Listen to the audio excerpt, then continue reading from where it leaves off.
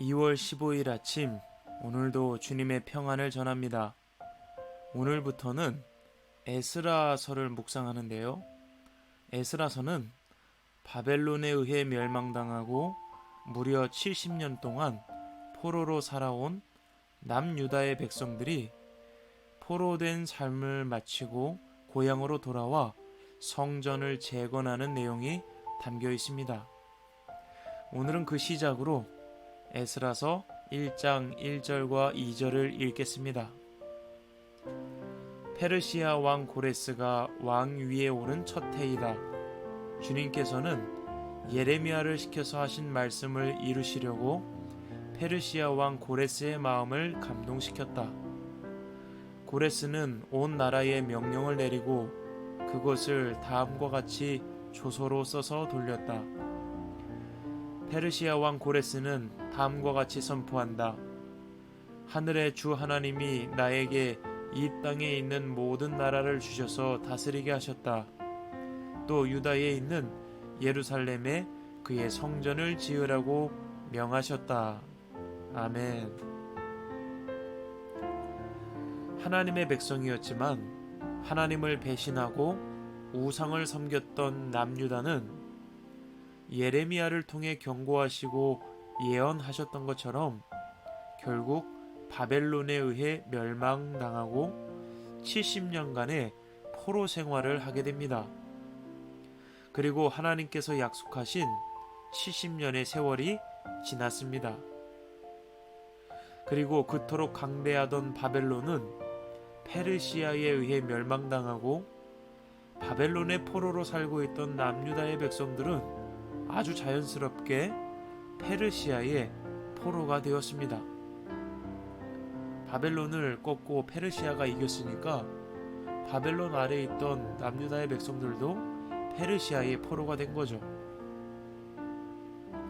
그런데 하나님께서 페르시아 고레스 왕의 마음을 움직이셔서 남유다의 백성들을 돌려보내게 하시는 겁니다.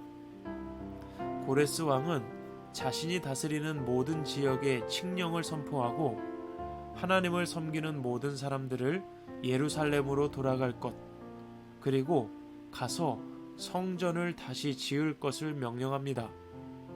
그리고 주변에 있는 이웃들은 돌아가는 그들을 정석권 도우라 명령하죠. 이것이 바로 고레스 칙령입니다.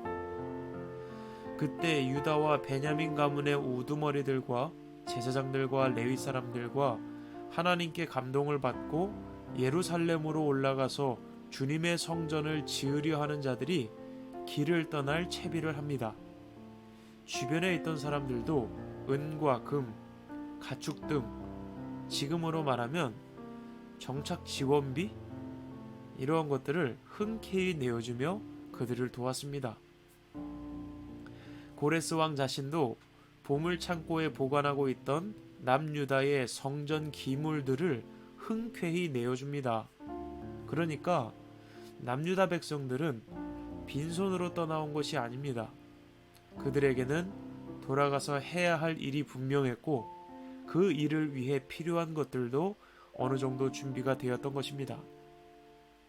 저는 오늘 말씀을 묵상하면서 그리스도인의 사명과 삶에 대해서 생각해 보게 되었습니다.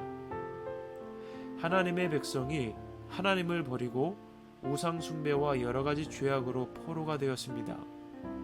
그러나 하나님께서 약속하신 70년의 시간이 지났고 그들을 회복시키실 때 하나님은 먼저 그들의 사명을 회복시키셨습니다.